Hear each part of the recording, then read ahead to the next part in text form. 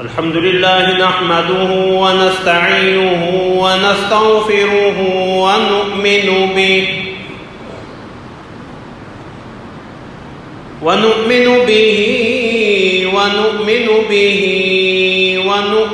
به ونتوكل عليه ونعوذ بالله من شرور أنفسنا ومن سيئات أعمالنا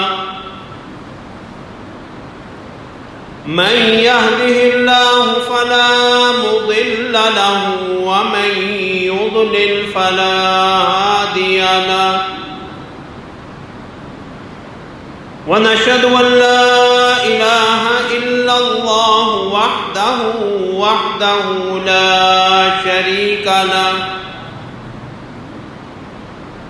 لا شريك له ولا نظير له ولا وزير له ولا مشير له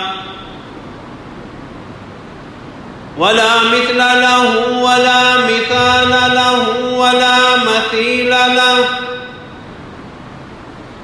ولا عديل له ولا نديم له ولا ضد له ولا ند له ونشهد أن سيدنا وسندنا وحبيب ربنا وطبيب قلوبنا وقرة أعيننا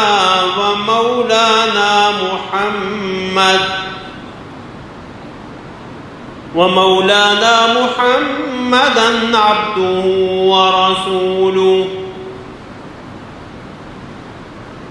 أما بعد فأعوذ بالله من الشيطان الرجيم بسم الله الرحمن الرحيم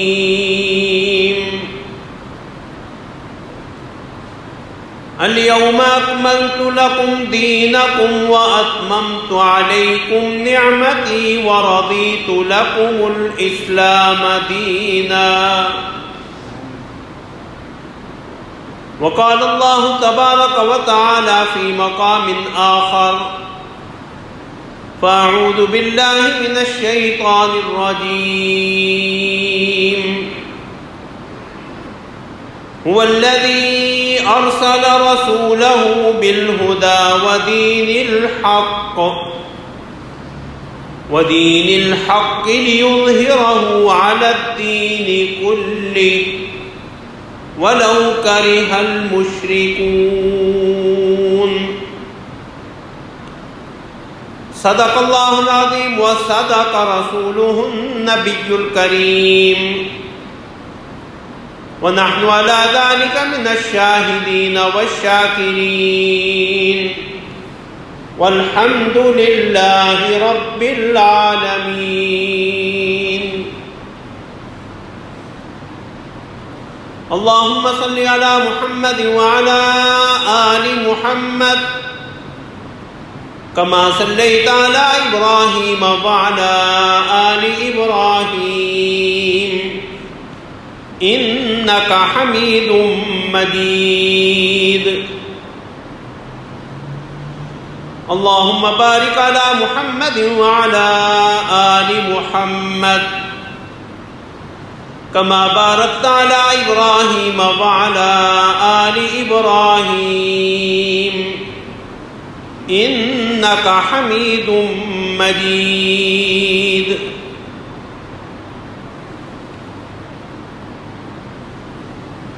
سبحانك لا علم لنا إلا ما علمتنا إنك أنت العليم الحكيم رب اشرح لي صدري ويسر لي أمري واحلل عقدة من لساني يفقهوا قولي اللهم انفعنا بما علمتنا وعلمنا ما ينفعنا وزدنا علما اما بعد، حضرات محترم، گزشتہ جمعہ رسول اللہ صلی اللہ علیہ وسلم کی ختم نبوت کے تناظر میں تکمیل نبوت اور تکمیل رسالت کے مظاہر کے حوالے سے گفتگو کا آغاز کیا تھا۔ اپنے موضوع کو آگے چلانے سے پہلے انتہائی اختصار کے ساتھ گزشتہ معروضات کا خلاصہ پیش کر دوں تاکہ مجھے اپنی بات سمجھنے میں، سمجھانے میں اور آپ کو سمجھنے میں انشاءاللہ آسانی ہو۔ آسان لفظوں میں آپ یوں کہہ سکتے ہیں کہ نبوت اللہ رب العزت سے لینے والا پہلو ہے، اور رسالت اللہ کا پیغام لوگوں تک پہنچا دینا، اللہ کی طرف سے ملی ہوئی ہدایات کو آگے پہنچانے کا نام ہے۔ رسول اللہ صلی اللہ علیہ وسلم کی ختم نبوت کی بنا پہ اللہ نے آپ کے لیے نبوت کی تکمیل بھی کر دی اور رسالت کی تکمیل بھی فرما دی ہے۔ نبوت کی تکمیل کے دو مظاہر میں نے بیان کیے تھے کہ بنی نوع انسان کے دنیا پہ آنے کے ساتھ ہی ہدایت آسمانی ہدایت کا یا خداوندی ہدایت کا جو سلسلہ شروع ہوا تھا وہ قرآن کریم کی صورت میں الہدا کامل ہدایت بن کے مکمل ہو چکا ہے۔ اب مزید کسی آسمانی ہدایت کی ضرورت اور گنجائش باقی نہیں ہے۔ تکمیل نبوت کا دوسرا مظہر دین حق کی تکمیل تھا کہ اللہ رب العزت نے رسول اللہ صلی اللہ علیہ وسلم کی ختم نبوت کی بدولت ایک مکمل سیاسی، سماجی اور معاشی نظام دین اسلام کی صورت میں انسانیت کو دے دیا ہے۔ اب انسانیت کو کسی نئے نظام کی ضرورت باقی نہیں ہے۔ تکمیل رسالت کے حوالے سے جو اللہ کے پیغام کو بندوں تک پہنچانے والا پہلو ہے، اس کے حوالے سے یہ عرض کیا تھا کہ تکمیل رسالت کا پہلا مظہر یہ ہے کہ جو کامل دین رسول اللہ صلی اللہ علیہ وسلم کو ملا، جو کامل نظام رسول اللہ صلی اللہ علیہ وسلم کو عطا ہوا، رسول اللہ صلی اللہ علیہ وسلم نے اور پھر آپ کے بعد اسی تسلسل میں آپ کے بعد آنے والے خلفائے راشدین نے اس نظام کو عملی طور پہ دنیا کے سامنے قائم کر کے دکھا دیا، اور اس کے کئی مظاہر اور کئی مثالیں جو ہے سیرت طیبہ سے اور حضرات خلفائے راشدین کی زندگی سے میں نے عرض کیے تھے کہ جو کچھ قرآن و حدیث کی تعلیمات تھیں رسول اللہ صلی اللہ علیہ وسلم نے اور آپ کے بعد آنے والے خلفائے راشدین نے اسے عملی نمونہ کے طور پہ اپنا کے اور انسانیت کو اسے نافذ کر کے جو ہے وہ دکھا دیا ہے۔ تکمیل رسالت کا دوسرا مظہر کہ اللہ رب العزت نے رسول اللہ صلی اللہ علیہ وسلم کو دین قائم کرنے کی جو جد و جہد عطا کی، رسول اللہ صلی اللہ علیہ وسلم نے دین کے نفاذ کے لیے، دین کے قیام کے لیے جتنی بھی کوششیں کی ہیں وہ خالصتاً انسانی سطح کی کوششیں ہیں۔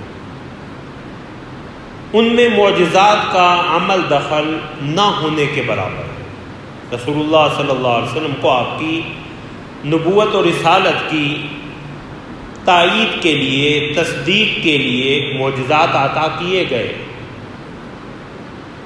لیکن اللہ رب العزت کی طرف سے ملنے والے اس دین حق کو نافذ کرنے کے لیے رسول اللہ صلی اللہ علیہ وسلم نے خالصتاً انسانی سطح کی کوشش کی ہے، اس میں معجزات کا عمل دخل بہت کم ہے۔ یعنی کہیں ایسا نہیں ہوا کہ کسی فریق کے ساتھ، کافروں کے ساتھ، مشرکین کے ساتھ جنگ کا سامنا ہو تو پیغمبر صلی اللہ علیہ وسلم عملی طور پہ میدان جنگ میں نہ آئے ہوں، بلکہ اللہ سے صرف دعا کی ہو کہ اللہ انہیں ہلاک کر دے، اور معجزانہ طور پہ انہیں ہلاک کر دیا گیا ہو۔ ایسا نہیں ہوا۔ رسول اللہ صلی اللہ علیہ وسلم نے اس دین کے قائم کرنے کے لیے تکلیفیں برداشت کی ہیں، مصائب برداشت کیے ہیں، فاقے جھیلے ہیں، زخم برداشت کیے ہیں۔ رسول اللہ صلی اللہ علیہ وسلم نے اپنا اور اپنے صحابہ کرام کا خون زمین پہ گرتے دیکھا ہے۔ 259 کے قریب جانثاروں کے لاشیں دیکھے ہیں، اور خاک و خون سے گزر کے یہ کام کیا ہے، اس دین کو نافذ اور قائم کیا ہے۔ یہ نہیں ہوا کہ بس دعا مانگی اور بیڑا پار ہو گیا۔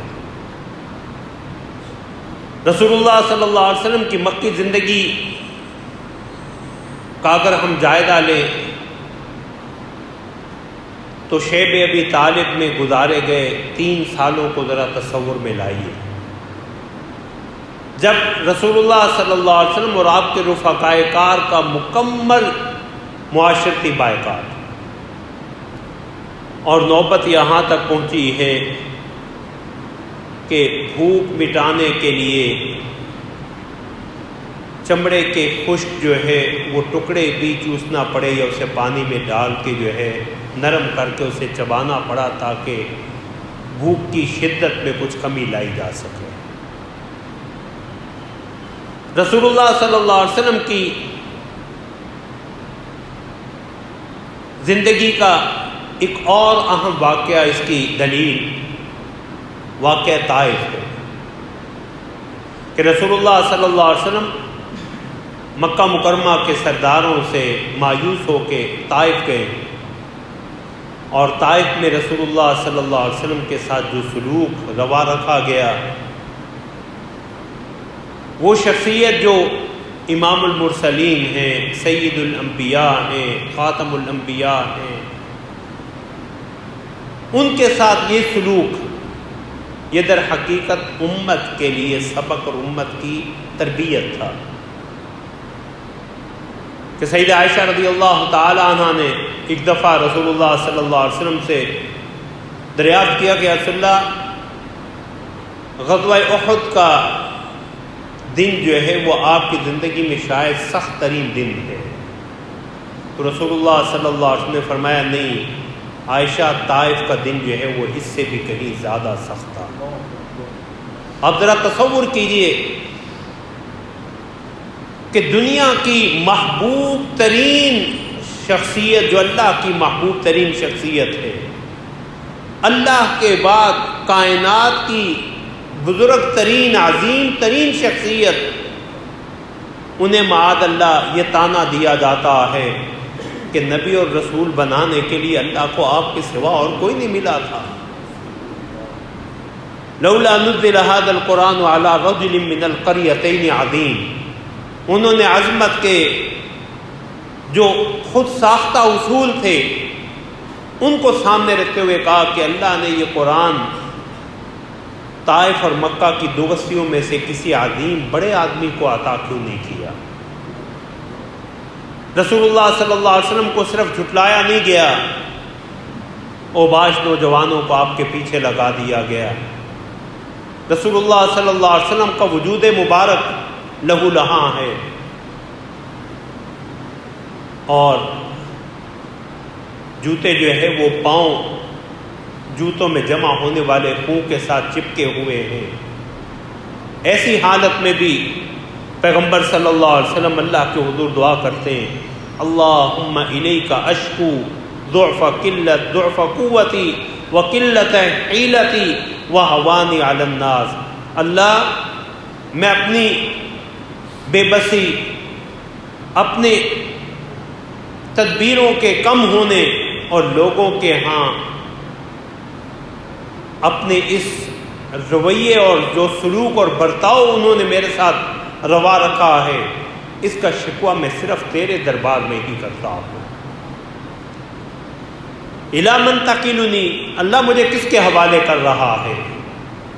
الی بعید یتحجمنی، الی بعید یتجہمنی، مجھے کسی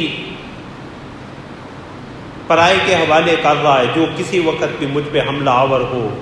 الی عدو ملکتہ امری، یا کسی ایسے دشمن کے حوالے مجھے کر رہا ہے جس کو تو نے اختیار اور اقتدار دے رکھا کہ وہ میرے ساتھ جو چاہے رویہ اپنائے، لیکن اس کے باوجود اللہ کی رحمت سے مایوسی نہیں، اور میں ان لم یکن علی غضبک فلا ابالی، اللہ اگر آپ مجھ سے ناراض نہیں ہیں تو پھر یہ ساری تکلیفیں میں برداشت کرنے پہ تیار ہوں، مجھے کوئی بھی پرواہ نہیں ہے۔ مکی زندگی کے 13 سال ہوں یا مدنی زندگی کے 10 سال، یہ 23 سال رسول اللہ صلی اللہ علیہ وسلم کی دعوت و تبلیغ کے سال، جہاد کے سال، عملی جد و جہد کے سال، یہ دن رات کی مشقت اور محنت سے عبارت ہے، معجزات کا عمل دخل نہ ہونے کے برابر ہے۔ اس لیے کہ رسول اللہ صلی اللہ علیہ وسلم کا اصل معجزہ قرآن کریم تھا، جو تکمیل نبوت کا پہلا پہلو کہ آسمانی ہدایت اب کامل ترین شکل میں الہدا بن کے رسول اللہ صلی اللہ علیہ وسلم کو عطا ہو گئی ہے، اور جو قرآن جیسے عظیم معجزے کو دیکھ کے ایمان نہیں لاتا تو وہ کسی اور معجزے پہ کیا ایمان لائے گا۔ رسول اللہ صلی اللہ علیہ وسلم سے پہلے انبیاء کرام کو جو معجزات دیے گئے، بطور مثال اس میں حضرت عیسیٰ علیہ السلام کا معجزہ دیکھ لیں، مردوں کو زندہ کرنا، احیاء موتا، قم باذن اللہ، اللہ کے حکم سے کھڑا ہو مردہ کھڑا ہو جاتا۔ پرندوں کا مٹی سے پرندے بنانا اور پھر ان میں پھونک مارنا، اور پھر اللہ کے حکم سے جو ہے وہ اس کا زندہ پرندہ ہو کے اڑنا، اور دیگر معجزات، مادرزاد نابینے کو بینائی بخش دینا اللہ کے حکم سے، برس کے مریض کو، پھلبیری کے مریض کو اللہ کے حکم سے شفا یاب کرنا، یہ سارے معجزات۔ لیکن کیا بنی اسرائیل ان معجزات کو دیکھ کے حضرت عیسیٰ علیہ السلام پہ ایمان لے آئے؟ نہیں، انہوں نے تو جادوگر قرار دیا، کافر قرار دیا، واجب القتل قرار دے دیا۔ تو جو قرآن کریم کا معجزہ دیکھ کے ایمان نہیں لاتا، وہ دیگر کسی اور معجزے پہ ایمان نہیں لا سکتا۔ اللہ اکبر۔ مردوں کو زندہ کرنے اور تخلیق حیات سے بڑھ کے بھی کوئی معجزہ ہو سکتا تھا، لیکن وہ بدبخت ایسے عظیم معجزے دیکھ کے بھی ایمان نہیں لائے کہ پرندے کی شکل پھونک مارنا، ہوا میں اڑنا، مردے کو زندہ قرار دے دینا۔ جب وہ ایسے معجزات دیکھ کے ایمان نہیں لائے تو پھر اللہ رب العزت نے قرآن کریم کو بنیاد بنا دیا کہ یہ جو کامل ترین ہدایت ہے، طالب ہدایت جو ہوگا وہ اس کو سامنے رکھے گا تو اسے ہدایت نصیب ہوگی، اور جو طالب ہدایت نہیں ہے اس کے سامنے بڑے سے بڑا حصی اور مادی معجزہ آ جائے وہ ایمان لانے والا نہیں ہے۔ بنی اسرائیل کے لیے آپ دیکھیں صحرا میں، جبکہ وہ نافرمانی کے نتیجے میں، حضرت موسیٰ علیہ السلام کی قوم بنی اسرائیل پہ نافرمانی کے نتیجے میں اللہ نے ارض مقدسہ 40 سال کے لیے حرام کر دی کہ اب 40 سال یہ علاقہ فتح ہونے والا نہیں ہے، 40 سال سرگرداں ہیں۔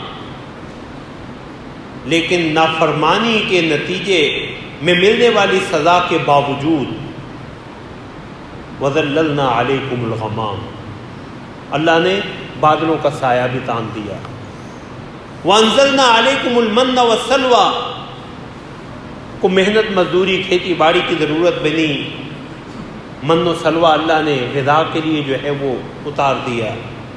پانی کی ضرورت اللہ نے معجزانہ طور پہ حضرت موسیٰ علیہ السلام کے پتھر پہ عصا مارنے سے، لاٹھی مارنے سے پانی کے 12 چشمے جاری کر دیے. نافرمان قوم کے لیے، لیکن محمد الرسول اللہ صلی اللہ علیہ وسلم کے جانثار صحابہ، ان کے لیے اگر ہم کتب سیرت کا جائزہ لیتے ہیں تو بعض غزوات میں صورت یہاں ہے کہ 24 گھنٹوں کے لیے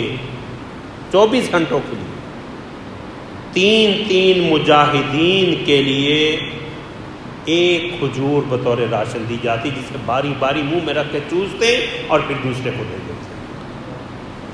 کہاں ان کے لیے من و سلوہ اور کہاں حضرات صحابہ کے لیے یہ آزمائش ہے. رسول اللہ صلی اللہ علیہ وسلم کے لیے اللہ اکبر کمر سیدھی رکھنے کے لیے غزوہ خندق میں پیٹ پہ پتھر باندھ رکھے. پیغمبر صلی اللہ علیہ وسلم کے بطن مبارک پہ 2 پتھر ہیں.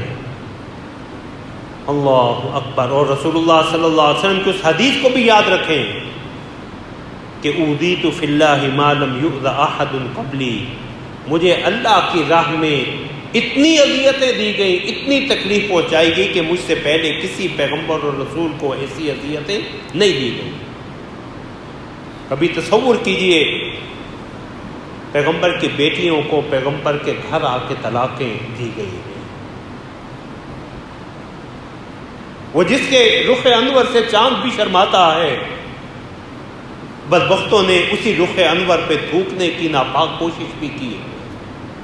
یہ ساری قربانیاں اس دین کے نافذ کرنے کے لیے پیغمبر صلی اللہ علیہ وسلم کا اپنا خون 2 دفعہ زمین پہ گرا، غزوہ احد اور واقعہ طائف.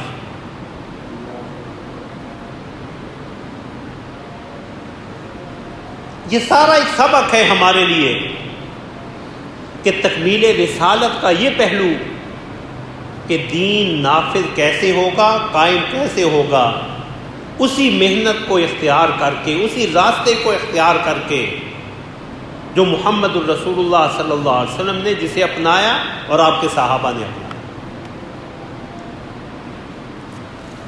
معجزات ہیں، لیکن وہ معجزات کس طور پہ؟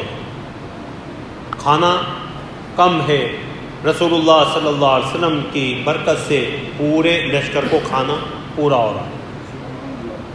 پانی نہیں، اللہ نے بنی اسرائیل کے لیے پتھر سے پانی جاری کیا، یہاں محمد الرسول اللہ صلی اللہ علیہ وسلم کی مبارک انگلیوں سے پانی جاری فرما دیا.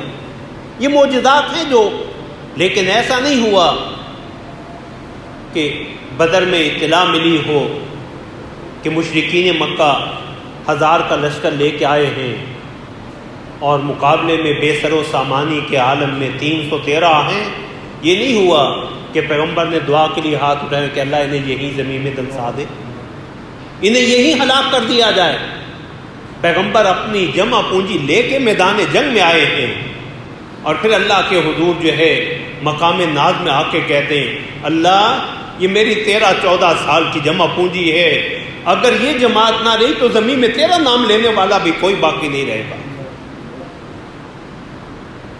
سیدنا صدیق اکبر رضی اللہ تعالیٰ عنہ فرماتے ہیں کہ رسول اللہ صلی اللہ علیہ وسلم یوں ہاتھ اٹھائے اللہ سے مانگ رہے ہیں، آہوزاریاں کر رہے ہیں، بار بار آپ کی چادر مبارک شانوں سے نیچے گر جاتی، میں چادر اٹھاتا رسول اللہ کے کندھوں پہ دیتا، اور جب رسول اللہ صلی اللہ علیہ وسلم رات بیتنے کو ہوئی تو سیدنا صدیق اکبر سے راہ نہیں گیا، پیچھے سے آ کے رسول اللہ کو اپنے بازوؤں میں لیا اور کہا کفا مناشدتک ربک یا رسول اللہ، رسول اللہ سے بڑی باتیں ہو گئی، بڑی سرگوشیاں ہو گئی، اللہ آپ کو کبھی رسوا نہیں کریں گے. اللہ اکبر. تو رسول اللہ صلی اللہ علیہ وسلم نے دین کے غلبہ کے لیے، دین کے نفاذ کے لیے، دین کے قیام کے لیے وہ کوششیں کی ہیں جو ایک انسانی سطح کی کوشش ہے۔ اللہ اکبر! یہ صرف معجزات اور دعاؤں سے نہیں ہوا، بلکہ رسول اللہ صلی اللہ علیہ وسلم نے غزوہ بدر میں بے سر و سامانی کے عالم میں بھی اپنے ساتھیوں کو دشمن سے، اپنے سے 3 گنا بڑے دشمن سے لڑایا۔ غزوہ احد میں صحابہ کرام کی قربانیاں دی ہیں۔ تو یہ سب کچھ جو کچھ بھی ہوا ہے زمین پر قدم بقدم چل کے ہوا، عام انسانی سطح پر محنت اور مشقت سے ہوا ہے۔ اور تکمیل رسالت کا یہی وہ پہلو جسے بدقسمتی سے امت آج بھولی بیٹھی ہے کہ ہم کشمیر بھی دعاؤں سے آزاد کروانا چاہتے ہیں، فلسطین بھی دعاؤں سے آزاد کروانا چاہتے ہیں۔ یقینی بات ہے دعاؤں کا اثر ہے، لیکن دعا کب؟ عملی اقدامات اٹھانے کے بعد۔ ہم نے توکل کا غلط مفہوم لے لیا کہ اسباب کو چھوڑو، اللہ پہ سب کچھ چھوڑ دو، یہ توکل نہیں ہے۔ توکل اسباب اختیار کرنے کے بعد نتیجہ اللہ کو سونپنے کا نام ہے۔ امت نے ایک اجتماعی سوچ یہ بن گئی کہ اللہ بہتر کرے گا۔ ان اللہ لا یغیر ما بقوم حتی یغیروا ما بانفسہم۔ خدا نے آج تک اس قوم کی حالت نہیں بدلی نہ ہو جس کو خود اپنی حالت کے بدلنے کا، جسے اپنی حالت بدلنے کا خود خیال نہیں، اللہ بھی انہیں ان کے حال پہ چھوڑ دیتا۔ اللہ اکبر! ہم نے تکمیل رسالت کے اس پہلو کو جو ہے وہ چھوڑ رکھا ہے۔ پیغمبر صلی اللہ علیہ وسلم صرف یہی نہیں کہ 2 مرتبہ آپ کا خون مبارک زمین پہ گرا، آپ کے دندان مبارک شہید ہوئے، آپ کا سر مبارک زخمی ہوا، آپ کے رخسار زخمی ہوئے۔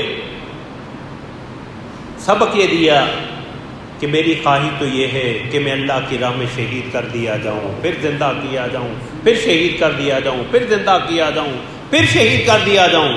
یہ بار بار شہادت کی جو تمنا ہے، یہ در حقیقت امت کے لیے سبق تھا کہ اس دین کو غالب اور نافذ کرنے کے لیے تمہیں اسی سطح پہ آ کے کوشش کرنی ہوگی جس سطح کی کوشش میں نے اور میرے ساتھیوں نے کی، رسول اللہ اور رسول اللہ کے صحابہ نے کی۔ اللہ اکبر! رسول اللہ صلی اللہ علیہ وسلم کی تکمیل رسالت کا منطقی نتیجہ کیا ہے، اور اس حوالے سے امت کی ذمہ داری کیا بنتی ہے کہ جب اللہ رب العزت نے محمد الرسول اللہ صلی اللہ علیہ وسلم کی اس محنت، اس کوشش، ان تکالیف اور مصائب بھری زندگی کے نتیجے میں دین کو غالب کر کے دکھا دیا، دین کو غالب کر کے دکھا دیا کہ محمد الرسول اللہ صلی اللہ علیہ وسلم فرماتے ہیں کہ ایک وقت ایسا آئے گا کہ صنعاء سے، یمن سے ایک خاتون چلے گی، وہ حجاز پہنچے گی، مکہ مدینہ منورہ میں پہنچے گی، راستے میں کوئی اس کی طرف میلی نگاہ اٹھا کے دیکھنے والا بھی نہیں ہوگا۔ آج بدقسمتی سے ہماری عزتیں اپنے گھروں میں محفوظ نہیں۔ سیدنا عمر رضی اللہ تعالیٰ عنہ کا عہد مبارک ہے، دوپہر کا وقت ہے، سیدنا عمر رضی اللہ تعالیٰ عنہ اپنے معمول کے مطابق مدینہ سے باہر گشت کر رہے۔ مجھے غزالی رحمۃ اللہ علیہ کا وہ جملہ یاد آیا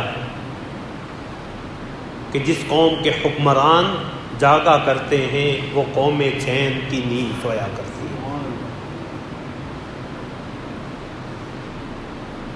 ایک اونٹنی کو آتے دیکھا، کجاوا ہے اس کے اوپر، اودج جس میں عورتیں سوار ہوتی تھیں، تو سیدنا عمر رضی اللہ تعالیٰ عنہ نے آگے بڑھے، استرجع انا للہ و انا الیہ راجعون، کہ دنیا میں کوئی بھی مصیبت، ہماری یہ کوئی خاتون ہے اپنے قافلے سے بچڑ گئی ہے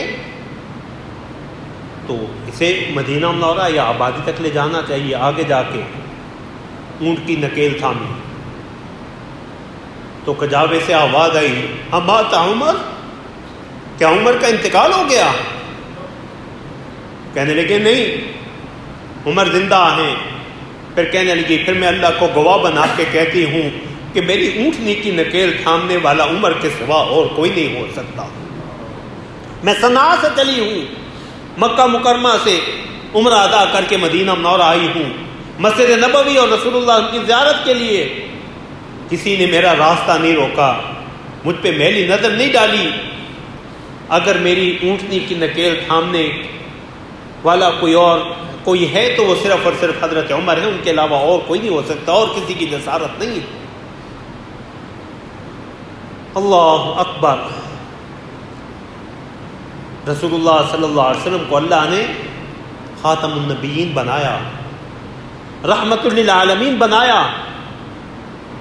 ما کان محمد ابا احد من رجالکم ولکن رسول اللہ وخاتم النبیین۔ تو ختم نبوت کا یہ مفہوم نہیں کہ بس نبوت آج سے 1400 سال پہلے ختم ہو گئی، نبوت مکمل ہوئی ہے جو قیامت تک اپنی کامل و اکمل صورت میں جاری رہے گی۔ وما ارسلناک الا رحمۃ للعالمین، قیامت تک کے لیے رسول اللہ صلی اللہ علیہ وسلم کا وجود، آپ کی تعلیمات رحمت ہے۔ انی رسول اللہ الیکم جمیعا، یہ سارے فرامین مبارکہ قرآن کے اس بات کی واضح دلیل ہیں کہ رسول اللہ صلی اللہ علیہ وسلم کی تکمیل رسالت کا منطقی نتیجہ کیا ہے، حتمی نتیجہ کیا ہے کہ محمد الرسول اللہ صلی اللہ علیہ وسلم کا یہ دین قیامت تک کے لیے انسانیت کی رہنمائی کرتا رہے۔ تکمیل رسالت کا تشنہ تکمیل مظہر یہ ہے کہ بعثت محمدی کا مقصد کیا تھا، تکمیل رسالت کا آخری مرحلہ، اور وہ کیا ہے جسے قرآن نے بیان کیا، لِيُظْهِرَهُ عَلَى الدِّينِ كُلِّهِ هُوَ الَّذِي أَرْسَلَ رَسُولَهُ بِالْهُدَى وَدِينِ الْحَقِّ، جس نے اپنے رسول کو بھیجا۔ رسول کا کام کیا ہے؟ لوگوں تک پہنچانا، اور کیا چیزیں دے کے بھیجا؟ بالہدا، کامل ہدایت قرآن، ودین الحق، کامل نظام دین حق۔ کیوں؟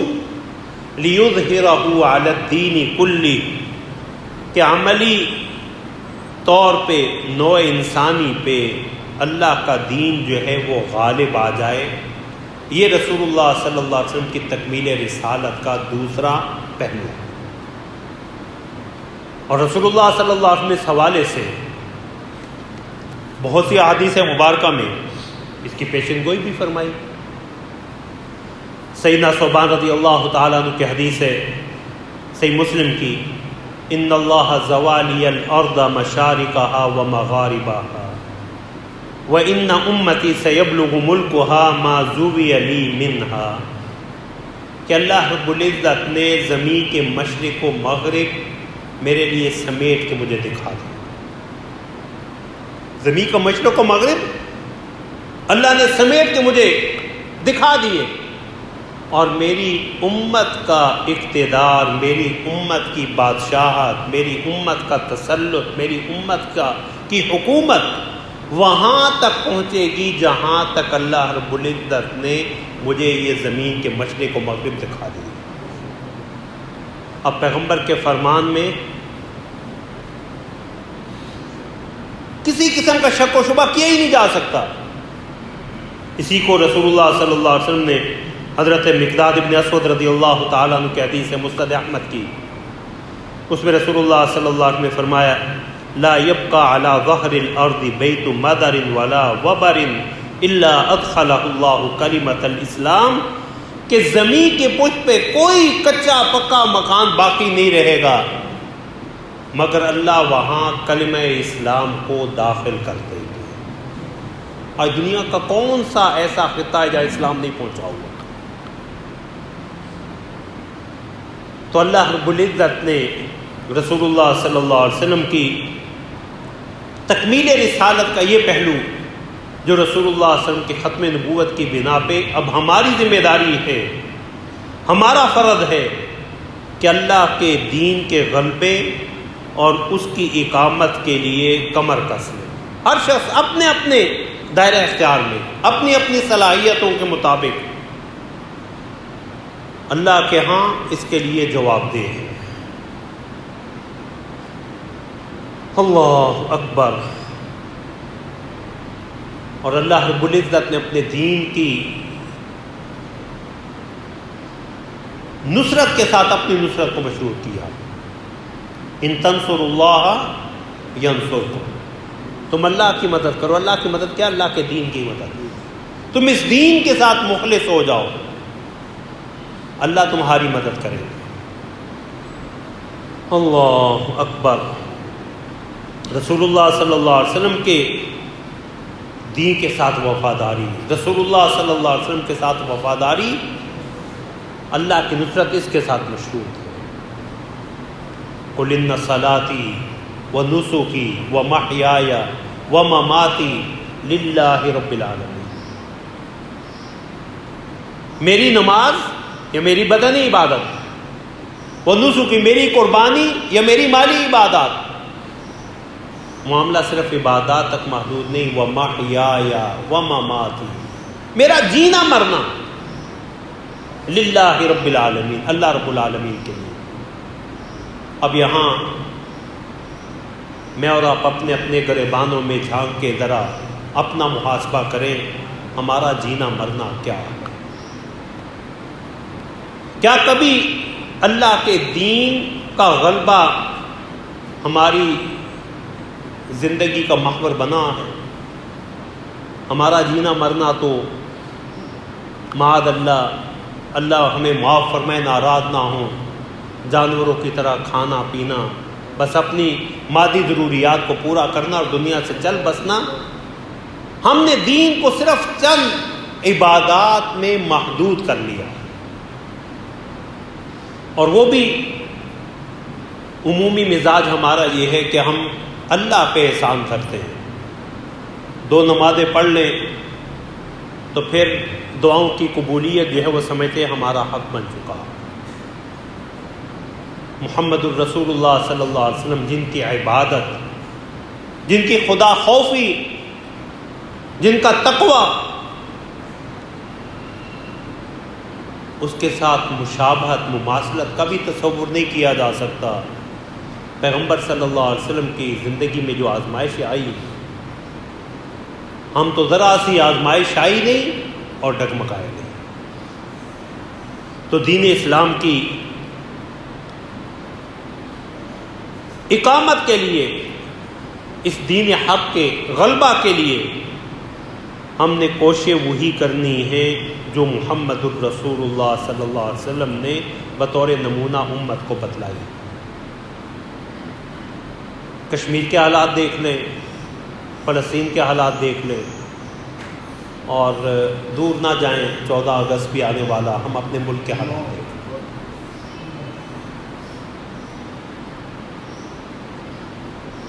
آئے روز ہم کیوں مصائب میں مبتلا ہو رہے ہیں؟ ہر آنے والا دن ہمارے لیے مصیبت اور ابتلا کا دن کیوں ہے؟ اللہ اکبر۔ اور اغیار آئے دن ترقی۔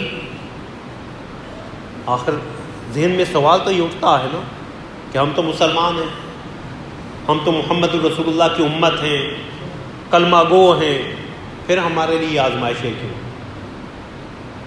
آزمائشیں اس لیے لا یغرنک تقلب الذین کفروا فی البلاد۔ اللہ فرماتے ہیں ان کافروں کی ریل پیل تمہیں کسی دھوکے میں نہ رکھے، ان کی دنیاوی شان و شوکت تمہیں دھوکے میں نہ ڈالے۔ متاع قلیل ثم مأواہم جہنم، یہ کچھ دیر کا لطف اندوز ہونا ہے، پھر ٹھکانہ کیا ہے؟ جہنم۔ اور بعض کچھ اسی سے ہوتی ہے جو کسی نظام کا حصہ بنے۔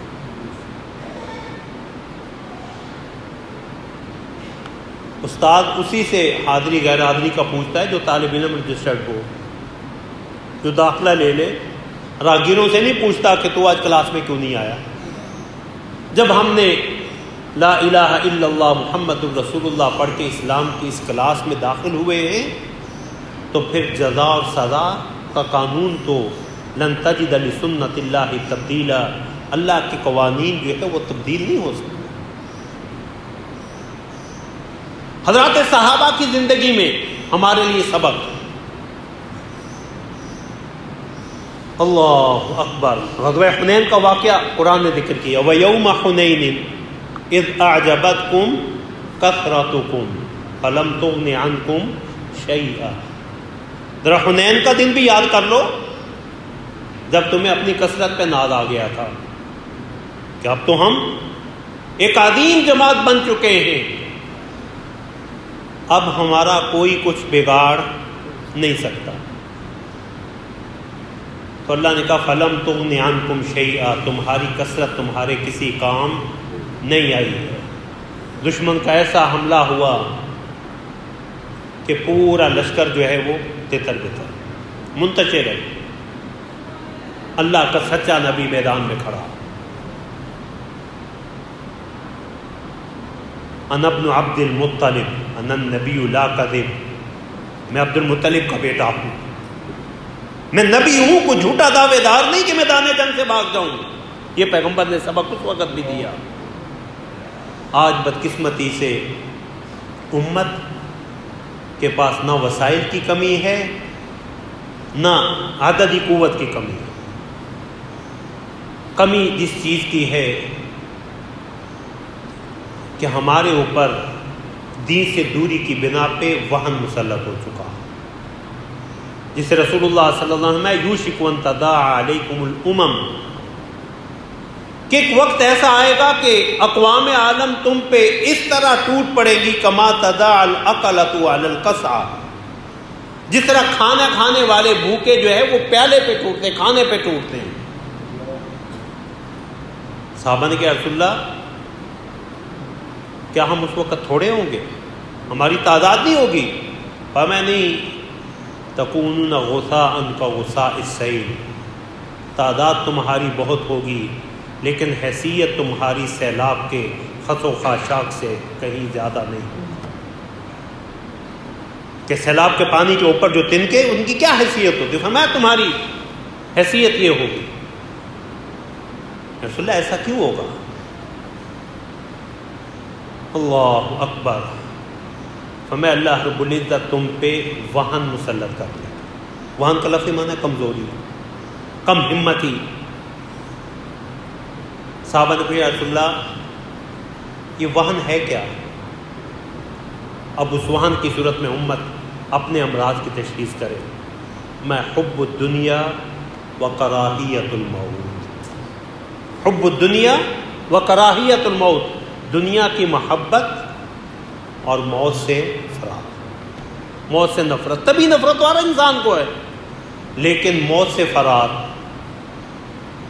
سیدنا خالد بن ولید رضی اللہ تعالی عنہ، اور میں تمہیں موت سے جتنی نفرت ہے اس سے کہیں بڑھ کے ہمیں موت محبوب ہے، اس لیے کہ یہ اللہ کی ملاقات کا، اللہ کے حضور پیشی کا ذریعہ ہے۔ میدان جنگ میں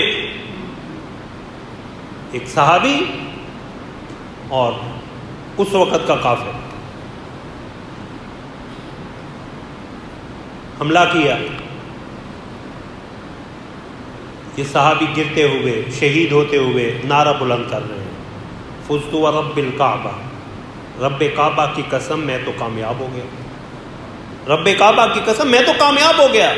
اب وہ حیران ہے، زندگی سے ہاتھ دھو بیٹھا ہے، بچے یتیم کر گیا، بیوی کو بیوہ کر گیا، اور عجیب بے وقوف ہے، کہتا ہے میں تو کامیاب ہو گیا، اور وہ بھی رب کعبہ کی قسم اٹھا کے، فزت ورب الکعبہ، مجھے کعبہ کے رب کی قسم ہے میں کامیاب ہو گیا ہوں۔ مسلمان لشکر میں گیا، تمہارا یہ ساتھی میرے ہاتھوں مارا گیا، اور مرتے ہوئے اس کی زبان پہ یہ کلمہ تھا۔ انہوں نے کہا اس لیے کہ ہمارا دین ہمیں یہ سبق دیتا ہے، وَلَا تَقُولُوا لِمَن يُقْتَلُ فِي سَبِيلِ اللَّهِ أَمْوَاتٌ، دیکھو جو اللہ کی راہ میں مارے جائیں انہیں مردہ مت کہو، مردہ کہنا تو دور کی بات ہے، تصور بھی نہ کرو، وَلَا تَحْسَبَنَّ الَّذِينَ قُتِلُوا فِي سَبِيلِ اللَّهِ أَمْوَاتًا، زندہ ہیں، اپنے رب کے ہاں رزق دیے جاتے ہیں۔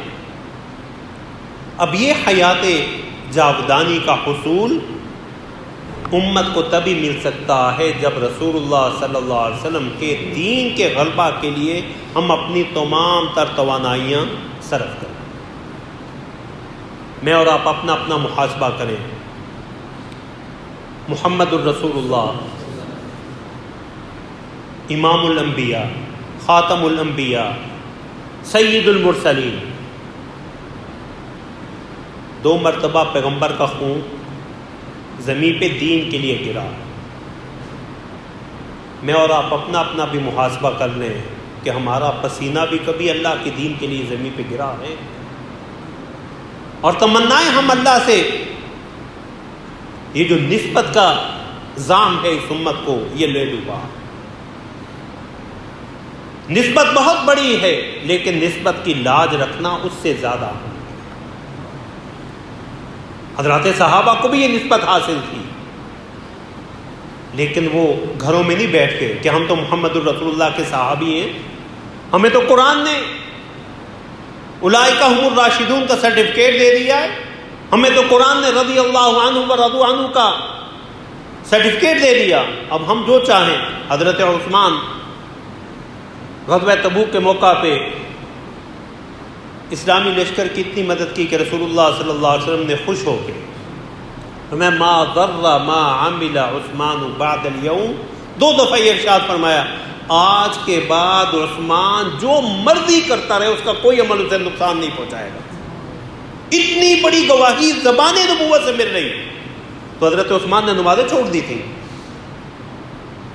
شریعت پہ عمل چھوڑ دیا تھا۔ محمد الرسول اللہ کی ختم نبوت کا اور تکمیل رسالت کا یہ پہلو اوروں سے تم منوائیں تب جب ہم نے ختم نبوت کا یہ مفہوم سمجھا ہو اور تکمیل رسالت کا یہ مفہوم سمجھ کے اسے اپنانے کی کوشش کی۔ اللہ اکبر۔ اس وقت جو حالات ہیں امت مسلمہ پہ عمومی طور پہ اور بالخصوص اس مملکت خداداد پاکستان کے باسیوں پہ، اللہ اکبر، یہ اللہ کے عذاب کا کوڑا ہے۔ ان بطش ربک لشدید، تیرے رب کی پکڑ بڑی سخت ہے۔ اور تاریخ یہ بتلاتی ہے کہ شہیدوں کے خون سے بے وفائی کرنے والی قوم کمی کامیاب نہیں ہو سکتی۔ ناراض نہ ہو بدقسمتی سے، ہم تو شہیدوں کے خون کے بے وفا ہیں۔ تحریک پاکستان کے ذرا واقعات کو ہم نے تو اسے بھی اب جشن کا نام دے دیا ہے، جو در حقیقت مشن کی یاد دہانی تھی اسے ہم نے بس باجوں میں اڑا دیا۔ ہماری کتنی مائیں بہنوں بیٹیوں کی عزتیں لوٹی گئی، انہوں نے اس مقصد کے لیے تاریخ پاکستان کے حوالے سے کتابوں کو دیکھیے کہ وہ اپنی عزتیں لٹا کے بھی، اپنی جان دیتے ہوئے بھی ان عورتوں کی زبان پہ یہی تھا کہ چلو شکر ہے ہماری یہ قربانی کسی کام آئی، پاکستان تو بن گیا۔ ہمیں اللہ رب العزت نے محمد الرسول اللہ صلی اللہ علیہ وسلم کی صورت میں خاتم النبیین پیغمبر دیے، امام المرسلین پیغمبر دیے، رحمت للعالمین پیغمبر دیے۔ تو اس کا تقاضا کیا ہے کہ پیغمبر صلی اللہ علیہ وسلم جو دین لے کے آئے، لِيُظْهِرَهُ عَلَى الدِّينِ كُلِّهِ، یہ کل نوع انسانی پہ غالب ہو جائے۔ کل نوع انسانی پہ غلبہ تو دور کی بات ہے، میں اور آپ اپنی اپنی زندگی کا جائزہ لیں، ہم نے اپنی ذات پہ، اپنے گھر میں، اپنے ماحول میں اللہ کے دین کو کتنا نافذ کیا، محمد الرسول اللہ کے دین کو کتنا نافذ کیا۔ ہم تو اپنے وجود پہ اللہ کے دین کو، اللہ کے پیغمبر کے دین کو نافذ نہیں کر سکے۔ تو پہلی ذمہ داری اس حوالے سے سب سے پہلے اپنی ذات اور اپنے گھر میں نفاذ اسلام کی کوشش ہے۔ ہماری بنیاد ہی غلط ہے، ہم اوروں کو سنوارنے کے لیے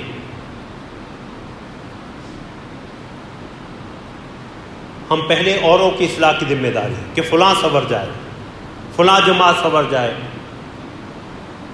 اپنی ذات کی فکر نہیں ہے۔ اپنی ذات، اپنے گھر میں اللہ اکبر، اور جب شریعت پہ عمل پیرا ہو جائیں گے اللہ خود ہی اگلے اسباب پیدا فرمائیں گے۔ 13 سال رسول اللہ صلی اللہ علیہ وسلم کو مکی زندگی میں اللہ چاہتے تو پہلے دن سے ہی دعاؤں کے نتیجے میں غلبہ مل جاتا، معجزات کا ظہور ہو جاتا، لیکن یہ 13 سال اور پہلا غزوہ سن 2 ہجری میں غزوہ بدر، 14ویں 15ویں سال جا کے جو پہلی باقاعدہ لڑائی ہو رہی ہے، یہ پہلا سارا عرصہ جو ہے وہ کردار سازی، ذہن سازی، شخصیت سازی کا۔ آج بدقسمتی سے نوجوان تو کیا، عمر رسیدہ افراد کو بھی دین کے بنیادی مسائل کا علم نہیں، رسول اللہ صلی اللہ علیہ وسلم کی ختم نبوت کے مفہوم سے آگاہی نہیں ہے، تکمیل رسالت کے ان مظاہر سے آگاہی نہیں، اور اپنی ذمہ داریوں کا احساس ہی نہیں، اور ہم اپنے اپنے محور میں جو جس دائرے میں ہے سمجھتا ہے کہ دین کا ٹھیکیدار صرف میں ہی، باقی سب غلط ہے۔ میں ممبر پہ بیٹھا ہوں تو میں سمجھوں گا وعظ و تبلیغ ہی، یہ تقریر ہی سارا دین ہے۔ کوئی جہاد کے ساتھ وابستہ ہے وہ سمجھے گا جہاد ہی دین ہے، باقی سب غلط ہیں۔ کوئی دعوت و تبلیغ کے ساتھ منسلک ہے وہ کہے گا بس دعوت و تبلیغ ہی سب کچھ ہے، باقی ساری کوششیں بیکار ہیں۔ کوئی سیاست اور نظام حکومت کے لیے کہ تبدیلی کے لیے کوشش کر رہا ہے وہ سمجھتا ہے سیاست ہی سب کچھ ہے، جبکہ یہ سارے دین اسلام کے اجزاء ہیں۔ بدقسمتی سے ہم نے دین کے ان اجزاء کو کل دین سمجھ لیا۔ یہ تو ایک دوسرے کے لیے معاون تھے، ایک دوسرے کا بادو تھے، بدقسمتی سے ہم نے دین سے دوری، دین کے غلط تصور کی بنا پہ دین کے مختلف اجزاء کو بھی اور اس سے وابستہ افراد کو بھی ایک دوسرے کے مد مقابل رکھا۔ جہاد سے وابستہ دعوت و تبلیغ پہ انگلی اٹھائیں گے، دعوت و تبلیغ والے جہاد کا نام لینا جو ہے وہ بڑی معذرت کے ساتھ، لیکن یہ امت کی ایک تلخ حقیقت ہے، ہمارے معاشرے کا ایک یہ سیاہ باب ہے کہ ہم دین کے جس شعبے سے وابستہ ہیں سمجھتے یہی دین ہے۔ محمد الرسول اللہ نے دعوت و تبلیغ کی ہے تو پیغمبر صلی اللہ علیہ وسلم میدان جنگ میں بھی آئے، پیغمبر صلی اللہ علیہ وسلم نے قاضی کی حیثیت سے فیصلے بھی کیے، پیغمبر صلی اللہ علیہ وسلم نے اسلامی فلاحی مملکت کا قیام کر کے بھی دکھایا۔ یہ ساری صورتیں جب ہم کہتے ہیں لقد کان لکم فی رسول اللہ اسوۃ حسنہ، رسول اللہ اسوہ حسنہ ہے، تو اسوہ حسنہ صرف جو ہے وہ عبادات میں نہیں ہے، زندگی کے تمام پہلوؤں میں، اور اس وقت تک کامیابی کا تصور ممکن ہی نہیں جب تک ہم رسول اللہ صلی اللہ علیہ وسلم کے ساتھ اپنے تعلق کی بنیادوں کو مضبوط نہیں کرتے، جسے سورہ اعراف میں اللہ نے اختصار کے ساتھ صرف اس آیت کریمہ کا ترجمہ فالذین آمنوا بہ وعزروہ ونصروہ واتبعوا النور الذی انزل معہ اولئک هم المفلحون۔ فالذین آمنوا بہ، تعلق کی پہلی بنیاد رسول اللہ پہ کامل ایمان، وعزروہ دوسری بنیاد رسول اللہ کی تعظیم و توقیر، ونصروہ آپ کی نصرت حمایت، واتبعوا النور الذی انزل معہ جو نور ہدایت قرآن اور حدیث کی روشنی میں رسول اللہ کو ملا اس کی کامل اتباع۔ ان چار بنیادوں کے بغیر اولئک هم المفلحون کا تصور ہو ہی نہیں سکتا۔ اللہ کہتے ہیں یہی جو ان چار بنیادوں کو اپنا لیتے ہیں، پیغمبر کے ساتھ تعلق کی ان چار بنیادوں کو، اولئک هم المفلحون، یہی کامیاب ہیں۔ تو تکمیل رسالت کا یہ تشنہ تکمیل پہلو اس کی طرف توجہ دینے کی ضرورت ہے کہ رسول اللہ صلی اللہ علیہ وسلم نے دین کے غلبہ کے لیے خالصتاً انسانی سطح پہ آ کے کوشش کی ہے، یہاں معجزات کا عمل دخل نہ ہونے کے برابر۔ اور یہ دین انہی کوششوں اور انہی مصائب کو، انہی تکالیف کو جھیل کے، انہی آزمائشوں سے گزر کے غالب ہوگا جن آزمائشوں سے محمد الرسول اللہ اور آپ کے صحابہ گزرے اور انہوں نے دین کو نافذ کر کے دکھایا۔ اللہ ہمیں عمل کی توفیق عطا فرمائے۔ وآخر دعوانا الحمد للہ رب العالمین۔